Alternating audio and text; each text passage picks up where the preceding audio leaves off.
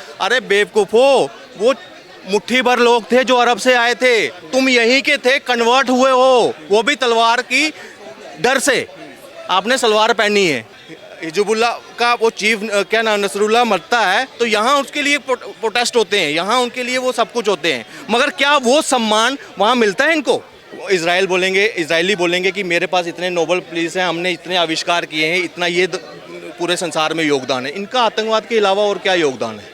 कोई भी कमांडर बनता है, चाहे वो अलकायदा का है, जहाँ जैश का है, किसी का भी है, कितनी देर जैसे ही एंटर करता है ना हमारा 48 घंटे के अंदर ठोक दिया जाता है उसको। आईना देखना पड़ेगा। ओवैसी गैंग, ये जो इंडिया अलायंस के जितने जो तुष्टीकरण की राजनीति करते रहे ना, उनको अब आईना अपना देखना पड़ेगा। ऐसे ये साथ हैं, इनके धर्म पर छोटी सी आंच आ जाती है या कोई बात कोई टिप्पणी कर ले तो ये पूरे हजूम में निकल पड़ते हैं। ये चीज़ें आप पाकिस्तान के स्टूडेंट से पूछो जिन्होंने अपने बस के आगे खुद पाकिस्तान होकर हिंदुस्तान का झंडा लेकर उधर से निकले थे। आज पाकिस्तान कितनी बार कोशिश कर रहा है भैया हम हिंदुस्तान पे चढ़ाई करेंगे, बम दागेंगे, ये करेंगे, लेकिन बेचारे पास पिछवाड़ा धोने के लिए पानी नहीं है, पहनने के लिए कच्चा नहीं, खाने को रोटी नहीं है और आटे का भीख मांग रहा है जब से मोदी आ गए हैं। बांग्लादेश ने पाकिस्तान भी बोल चुका है कि 2026 में वो हमला करेगा। हाँ वो करेंगे, उसके बाद फिर वो चाटे खाते रहेंगे जैसे पहले पीटे गए हैं, धै पटापट। मैं यकीन मानिए ये जो बांग्लादेश है ये लोग एक नंबर के नमक हराम है, ये लोग दो कौड़ी के लोग हैं। अगर जैसे यहाँ पे ईरान पे गिरे ना बड़े बड़े बम, अगर एक बम गिरा दिया तो खत्म है कहानी। मेरा नाम पवन केसर है, पवन केसर। केसर साहब देखिए, देश में अभी कई मुद्दे चल रहे हैं, हिजबुल्लाह चल रहा है, अभी नरसिम्हानंद सरस्वती जी का अलग मुद्दा चल रहा है, लेकिन बांग्लादेश से एक ऐसी वीडियो सामने आई है जहां वहाँ के मौलाना ये कह रहे हैं कि 800 साल राज किया था मुसलमानों ने और वो दौर फिर से वापस आएगा, इसलिए हमें जिहाद शुरू करना है और भारत पर हमला करना है। देखिए, इसको कहते हैं इस्लामिक कट्टरपंथी लोग जो हैं, ये अभी तक ये जब तक सच को नकारते रहेंगे ना, सबसे ज़्यादा नुकसान चलो ये दूसरी कम्युनिटी का कर ही रहे हैं, मगर अपना उससे ज़्यादा कर रहे हैं। जो बांग्लादेश आज की थोड़ी कुछ सालों पहले देखा जाए तो इंडिया से कहते थे, एग्जाम्पल दिए जाते थे कि ये इंडिया से ज़्यादा जल्दी ग्रो कर रहा है, मगर आज जब इस्लामिक कट्टरवाद वहाँ पे चरमपंथी पे आ गया, आज क्या असर हो रहा है वहाँ पे? जो उनका ट्रेड जो है 62 बिलियन का था, आज वो लुढ़क कर धीरे धीरे उनके फॉरेन रिजर्व भी कम हो रहे हैं, अनएम्प्लॉयमेंट और ज़्यादा हो रही है। मैं कहूँगा जब जहाँ जहाँ ये कट्टरवाद है, पाकिस्तान की हालत देखिए, मतलब अभी भी वो किस माइंडसेट से नहीं निकल पा रहे। वो जो हमने 800 साल अरे बेवकूफ़ो, वो मुट्ठी भर लोग थे जो अरब से आए थे, तुम यहीं के थे, कन्वर्ट हुए हो, वो भी तलवार की डर से। आपने सलवार पहनी है और अपने आप को अब नया, वो कहते हैं नया मुल्ला ज़्यादा वो प्याज खाता है या ज़्यादा अल्लाह अल्लाह करता है, ये वो हालत बन गई है। मतलब अपने आप को, इनको अरब वाले ने अपनी जूती की नोक पे रखते हैं। आज तक क्या पाकिस्तान वालों को 20 साल भी रहेंगे ना, उनको सिटीजनशिप नहीं देगा दुबई वाले, सऊदी वाले। अगर वो 57 कंट्रियाँ इतनी इनकी सगी हैं कि यहाँ हिजबुल्लाह का वो चीफ क्या नाम नसरुल्लाह मरता है तो यहाँ उसके लिए प्रोटेस्ट होते हैं, यहाँ उनके लिए वो सब कुछ होते हैं, मगर क्या वो सम्मान वहाँ मिलता है इनको? उनसे टॉयलेट साफ करवाया जाता है। लेकिन जो ये सच्चाई है, और ये जब तक ये इससे आंखें बांध के रखें ना, कभी कोई भी देश जो है ना इनका तरक्की नहीं कर सकता। सिर्फ तेल ऑयल की वजह से ये जो मिडिल ईस्ट की देश है ना, ये आप सुर्खियों में हैं, मगर कितनी देर? 100 साल और तेल ख़त्म। उसके बाद क्या इनका अपना इनोवेशन क्या है अभी तक? इनका एक होता है ना कि इजरायली बोलेंगे कि मेरे पास इतने नोबल प्लीज हैं, हमने इतने आविष्कार किए हैं, इतना ये पूरे संसार में योगदान है। इनका आतंकवाद के अलावा और क्या योगदान है बताइए? बांग्लादेश की तो अभी सभी जानते हैं कि इकोनॉमी कहाँ है, क्योंकि कट्टरपंथ ने वहाँ जड़ें जमा ली हैं।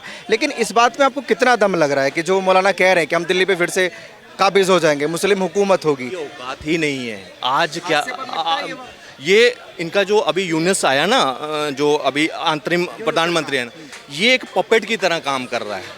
किसका? अमेरिका का पपेट। अभी थोड़ी देर पहले जो बाइडेन के साथ इसकी तस्वीर एक वायरल हुई, उस तस्वीर के एक मायने थे। उसी को कोट करते हुए शेख हसीना ने कहा कि इसी वजह से मुझे इन्होंने गद्दी से हटाया। सेंट मार्टिन जो आइलैंड है वो उसको कब्जाना था। अब ये बेवकूफ़ जो है ना, जो कट्टरवाद में उलझे हुए हैं ना, इनको पता नहीं है कि अमेरिका इनकी कैसे काट रहा है। इनके आंतरिक सुरक्षा के साथ खिलवाड़ हो रहा है, वो अपने हित देख रहा है, मगर बांग्लादेशी जो है अपने हित नहीं देख पा रहे यहाँ पे। और क्या कर रहे हैं? अपने ही लोगों से जो हम हिंदुओं की बात करते हैं ना, वहाँ का हिंदू शायद ऐसा ना सोचता हो जैसे हमारा उनके साथ एक वो जुड़ा हुआ है ना कि वो हिंदू, हम हिंदू फलाना। वो बांग्लादेश को अपना समझते हैं, वहाँ पले हैं, जन्मे हैं, सब कुछ है।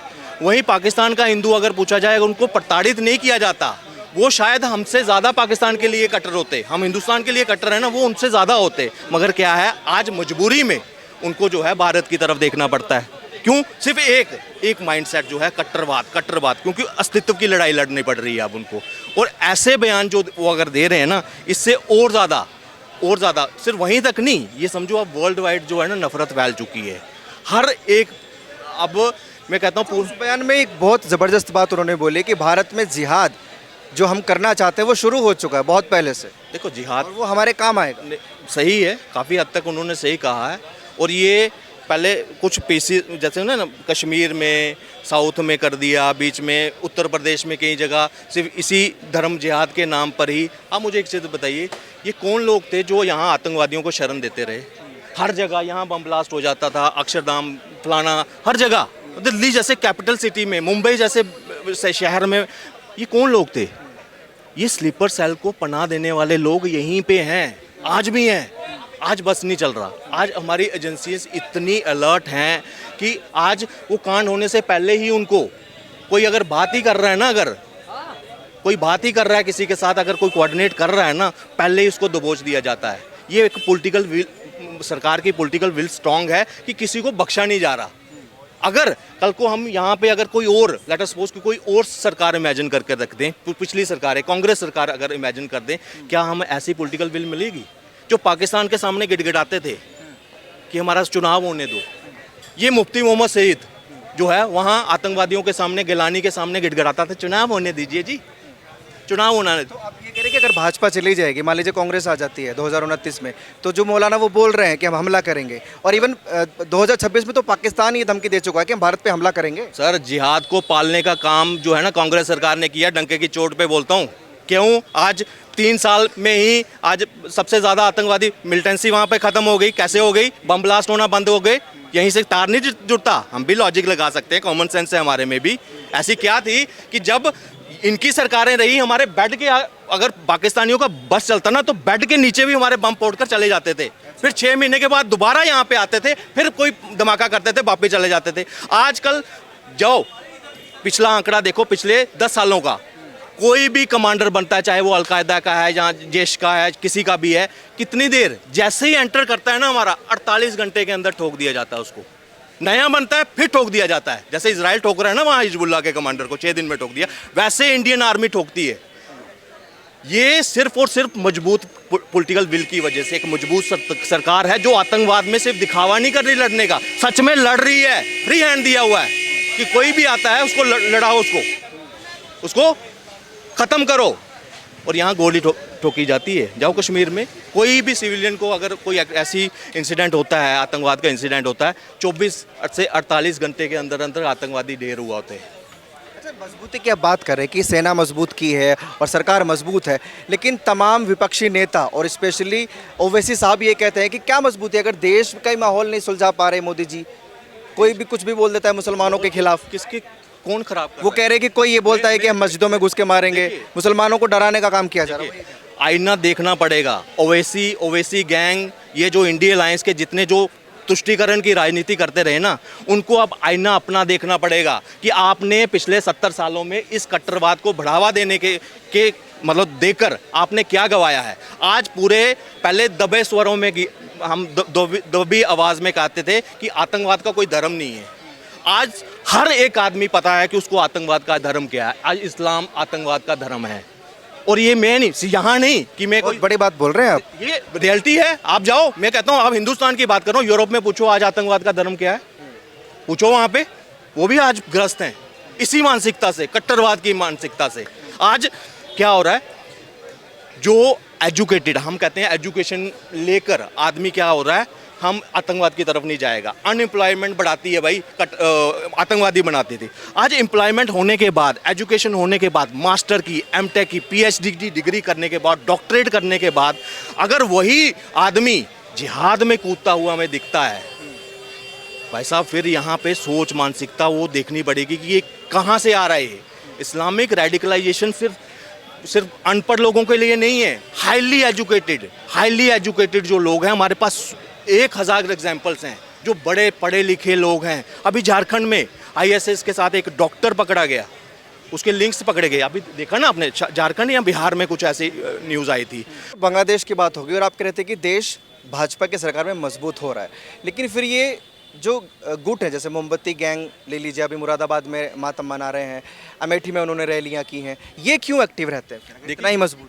ये एक्टिव रहेंगे, इनको वहीं से मैं कहता हूँ। अभी तो थोड़ा फंडिंग में, अभी शायद कल परसों ही FCRA के कई ऐसे NGOs के सोसाइटीज़ के लाइसेंस कैंसिल हुए हैं, जो यहाँ भारत में रहकर बाहर की फंडिंग लेकर अस्थिरता फैलाते थे। अब ये जो मोमबत्ती गैंग है ना, या दूसरा ये जो प्रोटेस्ट गैंग है ना, ये बिना इसके नहीं चलता, बिना बिरयानी के नहीं चलता।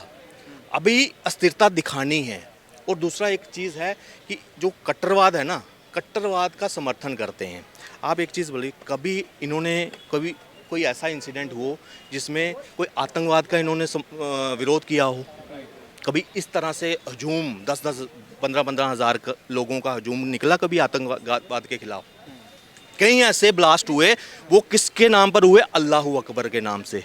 कोई मौलाना ने फतवा दिया कि इस अलकायदा को, जैश ए मोहम्मद को और कई ऐसी जो संगठन हैं उनको पूरी तरह से मतलब फतवा दिया हो इंसानियत के नाम पर, पीस के नाम पर? नहीं। कोई लव जिहाद का जो या रेपिस्ट है या जिसने टुकड़े किए हैं, जैसे महालक्ष्मी का अभी 30 टुकड़े फ्रिज में रखा गया, ऐसे ये 7 हैं। इनके धर्म पर छोटी सी आंच आ जाती है या कोई बात कोई टिप्पणी कर ले तो ये पूरे हजूम में निकल पड़ते हैं। मगर जब जिम्मेदारी हिंदू धर्म के ऊपर आती है, जैसे अभी पेशाब पिलाया गया, कई ऐसी शादियों में थूक कर रोटी खिलाई गई, मिठाइयों में पेशाब कर रहे हैं, जब वो हिंदू भावना के साथ ऐसा दुर्व्यवहार करते हैं इनके लोग, सिर्फ किसके कट्टरवाद को देखते हुए, तो मुझे एक चीज़ बताइए, तब इन मौलानाओं की जिम्मेदारी नहीं बनती कि जब आपस में अगर आप गंगा जमुना तहजीब कहते हैं तो उस वक्त इनकी जिम्मेदारी क्यों, ये फिर साइड क्यों हो जाते हैं, साइड लाइन क्यों हो जाते हैं? मुझे बात तो बताइए, जैसे आप कह रहे हैं कि ये एक्टिव रहेंगे, जो भी गैंग है, और पैसे के दम पे ही एक्टिव रहते हैं, तो आपको नहीं लगता कि पैसे के दम पे ये, जैसे वो मौलाना जो बोल रहे हैं उनकी बात भी सत्य हो सकती है? क्योंकि पैसे के दम पे अगर ये जिहाद कर सकते हैं, ये रैलियां कर सकते हैं खुलेआम, ये कुछ भी कर सकते हैं, तो फिर वो दिन दूर कहाँ है जब ये दिल्ली पर राज करेंगे? नहीं, देखिए, राज करना वो, अब अगर कांग्रेस राज होता तो शायद हर एक, उनको नॉर्थ ईस्ट में उन्होंने एक डिस्प्यूट पैदा कर दिया था कि नॉर्थ ईस्ट को अलग करना है, ये एजेंडे में था। खालिस्तान का अलग 2020 का रेफरेंडम का डेट थी उनकी। अगर ये मोदी जी बीच में नहीं आते तो रेफरेंडम होने के लिए कश्मीर का अलग, खालिस्तान का बीज भी कांग्रेस बो के गई है, बीज बोया है, खुद पढ़ाया है उनको। ये नासूर बना है ना, ये ऐसे नहीं बना है।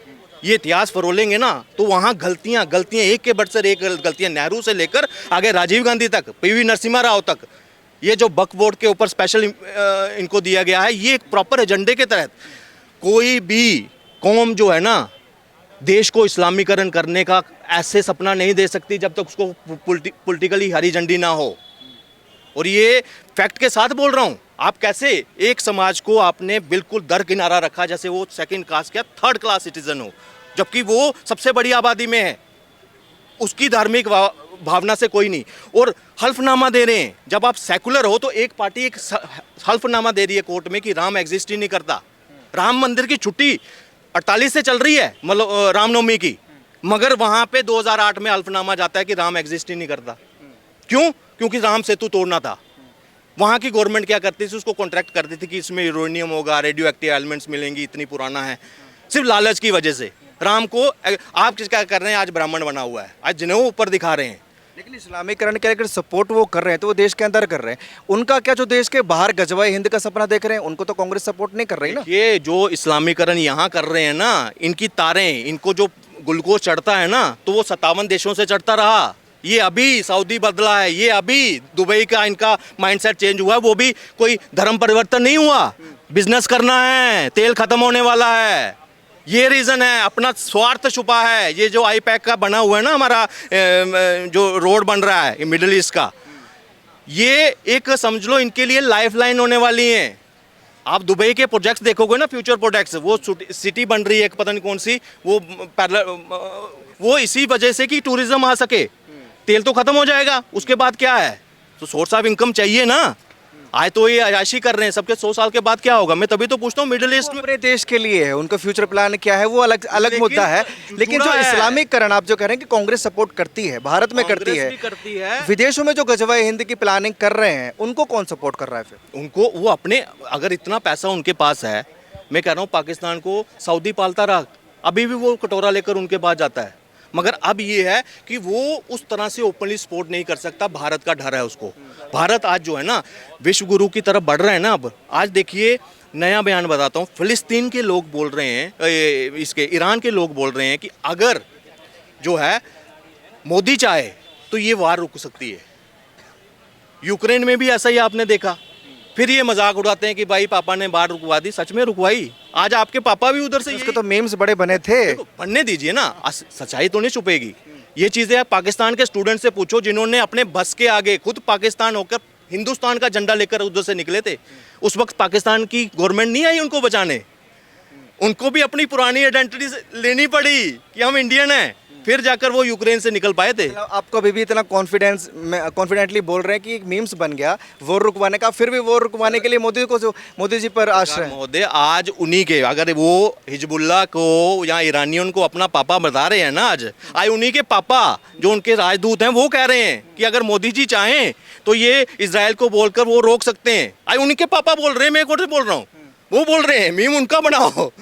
आज उनके राजदूत कह रहे हैं कि मोदी जी को इंटरफेयर करना चाहिए और इस वार को फुल फ्लैज जो वॉर के में ये चीज़ ट्रांसफ़र हो रही है, इसको रोका जाना चाहिए ताकि तबाही ना हो, बच्चे ना हो। ये आज उनके अब्बा बोल रहे हैं जिनके लिए वो यहाँ निकल रहे थे ना। हाँ, अच्छा, यूनिस सरकार की अगर बात करें बांग्लादेश की, तो उन्होंने अपना राजदूत भी वापस बुला लिया है दिल्ली से।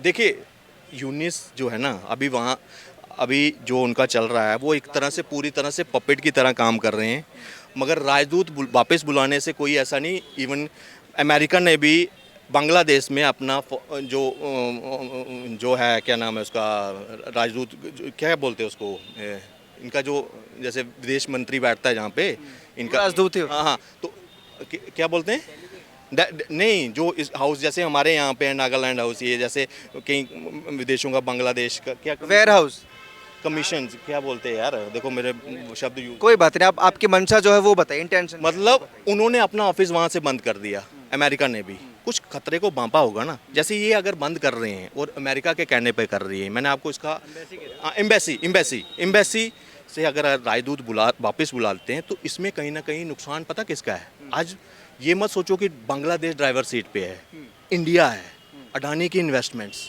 और कहीं ऐसे LNT के इन्वेस्टमेंट्स, वहाँ पे जो पेट्रोलियम का था, ONGC का, ये इनके पास है। और ये कह रहे हैं कि आप अब वहाँ सिर्फ जिहाद से तो पेट तो भरेगा नहीं, वहाँ तो बिजनेस भी चाहिए, नौकरी चाहिए, सब कुछ। थोड़ी देर के बाद ना ये पाँव, अभी ये उछल रहे हैं ना, ये पाँव पकड़ेंगे इंडिया के पाँव। आपको पता है हमारे जितने विदेश जो नेबरिंग स्टेट्स हैं ना, चाहे वो भूटान है, श्रीलंका है, नेपाल है, इनका एक सिक्योरिटी का ना जॉइंटली एक, जैसे G20 ये बने हुए हैं, ब्रिक्स बने हुए हैं ना, वैसे इनका एक बन रहा है। और कोलंबो में उनका एक हेड ऑफिस बनते जा रहा है, उसको लीड कर रहा है भारत।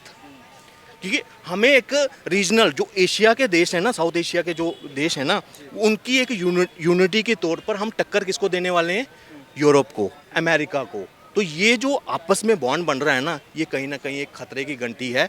किसके लिए, जो भारत को, जो एशिया को अस्थिर करना चाहते हैं, जो कभी चाइना और उस इंडिया में करते रहते ना। आज छोटा सा ट्रेलर दिया चाइना के साथ मिलकर, रशिया, चाइना और इंडिया, अमेरिका काम गया।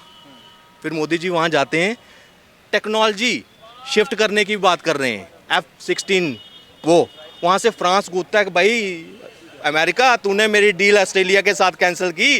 वो कहता है मैं तुम्हें ड्रोन दूंगा, न्यूक्लियर पनडुब्बी दूंगा, एडवांस वाली, हाई जनरेशन वाली। तो ये डिप्लोमेटिक जीत है। इसको देखते हुए बांग्लादेश जो है ना अकेले कुछ नहीं कर पाएगा। मैं बोल रहा हूँ थोड़ी देर के बाद ये पाँव में गिरेंगे, ये हिंदुस्तान पे आ जाएंगे। बहुत शुक्रिया। इधर आओ, क्या नाम है? सर हमारा नाम दीपक शर्मा। दीपक शर्मा जी। हाँ जी। बांग्लादेश के मौलाना धमकी दे रहे हैं, भारत पे हमला करने की चाहते हैं कि जो दौर पहले था 800 साल उन्होंने राज किया वैसे ही वो फिर से चाहते मुझे लग रहा है कि जो विश्व का नक्शा है ना, वहाँ से बांग्लादेश खत्म होना चाहता है। आज पाकिस्तान कितनी बार कोशिश कर रहा है, भैया हम हिंदुस्तान पे चढ़ाई करेंगे, बम दागेंगे, ये करेंगे, लेकिन बेचारे पास पिछवाड़ा धोने के लिए पानी नहीं है, पहनने के लिए कच्चा नहीं, खाने को रोटी नहीं है, और आटे का भीख मांग रहा है जब से मोदी आ गए हैं। वैसे बांग्लादेश पता क्या है, मंजे में फंसा वो कबूतर जो फड़फड़ा रहा है, एक गलती सीधा नीचे गिरेगा। और हाँ, ये लोग कोशिश कर रहे हैं हमारे हिंदुस्तान पे जो है बम फोड़ने की और लड़ाइयाँ कराने के लिए। यहाँ पे जितने बांग्लादेश ही नहीं, पाकिस्तान भी बोल चुका है कि 2026 में उनका भी हो। वो हमला करेगा। हाँ, वो करेंगे, उसके बाद फिर वो चाटे खाते रहेंगे, जैसे पहले पीटे गए हैं, धै पटापट झट टपाटप, वैसे ही बांग्लादेश का साथ में हो जाएगा। और दूसरी बात, वहाँ के हिंदुस्तान में जितना कुकर्म किया, चलो ठीक है, कोई बात नहीं, लेकिन एक गलती मोदी को नहीं पता है। अगर गलती से योगी बन गया ना, तो इनके अगवाड़े पिछवाड़े जितने शरीर में इनके वो है ना छेद है, उनमें से बम्बू दे दिया जाएगा, वो भी तेल लगा के ऐसे दिया जाएगा ऐसे। और जितने भी लोग हमारे देश में हिंदुत्व को और हमारे राम को और हमारे मंदिर के लिए, जिसके लिए भी ये लोग विरोध में खड़े हैं हमारे देश में, जितने जिहादी हैं, उन सबसे भी ये कहना चाहता हूँ कि भैया आने वाले समय में 110 करोड़ हिंदू जितने भी हैं ना, वो सब जगह पड़े, वो सो नहीं रहे हैं। बस हाँ, एक गलती तुम्हारी, सीधा तुम्हारे मुंह में बम्बू दे दिया जाएगा। और बात रही है इनका बांग्लादेश की, खत्म हो आप जाएगा, देख रहे हैं, लेकिन खत्म वो हो जाएगा वो। क्योंकि हिंदू कभी सड़कों पे उतरता नहीं। देखो वो भी जानते हैं, बांग्लादेश के मौलाना भी, कि भारत में मुसलमान जो है इतना सा छेड़ोगे तो वो लाखों करोड़ उतर जाते हैं। तो उनको उम्मीद है कि जिहाद में भारतीय मुसलमान उनका साथ देगा। कोई नहीं देने वाला। जब पिछवाड़े में डंडा पड़ने लगता है ना, सब भागते हैं। अभी देखिए ना, यहाँ पे हमारे मुंबई में काफ़ी लोग गए थे, पुलिस वाले दौड़ा के मारे हैं, बेचारे मम्मी पापा कर रहे हैं, उनके अब्बा जो है ना, जितने सारे सब भाग रहे हैं, जितने भी साथ में लेके गए थे काफिला। मैं यकीन मानिए, ये जो बांग्लादेश है, ये लोग एक नंबर के नमक हराम है। ये लोग दो कौड़ी के लोग हैं। अगर जैसे यहाँ पे ईरान पे गिरे ना बड़े बड़े बम, अगर एक बम गिरा दिया तो खत्म है कहानी, पूरा बांग्लादेश खत्म। अब बांग्लादेश कौन है? एक चुन्नू है, दूसरा मुन्नू है। पाकिस्तान चुन्नू है और बांग्लादेश मुन्नू है। ये हमारे हिंदुस्तान से निकले हुए बच्चे हैं, एटम बम छोटे-छोटे। पाकिस्तान के पास भी तो आटम है। बम उनके पास है, हमारे पास क्या दिवाली के लिए रख रखे हैं। एक मारेंगे सारा खत्म, पिछवाड़े धोने के लिए पानी नहीं है, दोबारा पीने के लिए भी नहीं बनेगा। दूसरी बात यह है कि पाकिस्तान और ये बांग्लादेश दोनों साथ में ही हैं। ये दोनों साथ में सोच रहे हैं कि हम इसको हिंदुस्तान को जो है कब्जा कर लेंगे, यहाँ के मुस्लिमों को जो है भड़का के। तो ऐसा कभी होने वाला नहीं है। गजवा हिंद, हाँ, गजवा हिंदू करना चाह रहे हैं। हिंदू राष्ट्र को, जो हिंदू राष्ट्र पहले से है, उसमें गजवा हिंद करेंगे। भैया ऐसा है, महाराणा प्रताप के बारे में भूल गए क्या? छत्रपति शिवाजी के बारे में भूल गए? पृथ्वीराज चौहान, ये सब पापा थे इन सबके, जो दबा दबा के मुगलों की दुआ मुंह में से ठपाठप दिया है। ऐसे आने वाले वक्त में भी होगा। कोई बात नहीं, जितने बेचारे हैं फड़फड़ा रहे हैं, एक गलती करेंगे और सीधा पिछवाड़े में बम्बू। बस यही कहना चाहता हूँ मैं। ये अश्लील इशारे क्यों करते हो इतने, आप ये बताओ। ये लोग अश्लीलते में ही हैं। ये अपने अम्मी अब्बा को नहीं छोड़ते हैं, अपनी बहनों को नहीं छोड़ते हैं। जितने भी बांग्लादेशी हैं, ये लोग कहते हैं भैया जब 6 साल की बच्ची 7 साल की बच्ची वो शादी के लिए हो जाती है। ये बांग्लादेश की बात करो, मैं कहीं और की नहीं बात कर रहा हूँ। तो ये लोग अश्लील पहले से ही हैं, तो इनके साथ अश्लीलता करना पड़ता है। ये लोग साले 2-2 कौड़ी के लोग हमारे देश में जो है चढ़ाई करना चाहते हैं। अरे भैया, खाने के लिए रोटी ढूंढ लो, ये तुम रंबा टम्बा वाले के साथ में। ये तो बांग्लादेश की बात है, लेकिन देश में ही कुछ ऐसे मौलाना भी हैं, जैसे शोएब जमाई की बात करें, वो भी एक बार ये बोल चुके हैं कि अगर तीनों देशों के मुसलमान मिल जाएं तो वो हिंदू से ज़्यादा हो जाएंगे। हाँ, और बाकी क्या कर लेंगे? हिंदू ज़्यादा हो जाएंगे फिर। अरे भैया, हमारे देश में कानून नहीं है, हमारे देश में मोदी नहीं है, वो सारे क्या पकौड़े तल रहे हैं? मोदी कब तक रहेंगे? ओवैसी जी तो बोल चुके हैं, कभी तो टाइम आएगा जब वो मठों में जाएंगे। हाँ, कभी। और हिंदू कहाँ जाएगा? पकौड़े बेचेगा क्या? हिंदू जगह पड़ा है। क्या करोगे? तुम एक गलती करो, पिछवाड़े में हथियार डाल देंगे डायरेक्ट।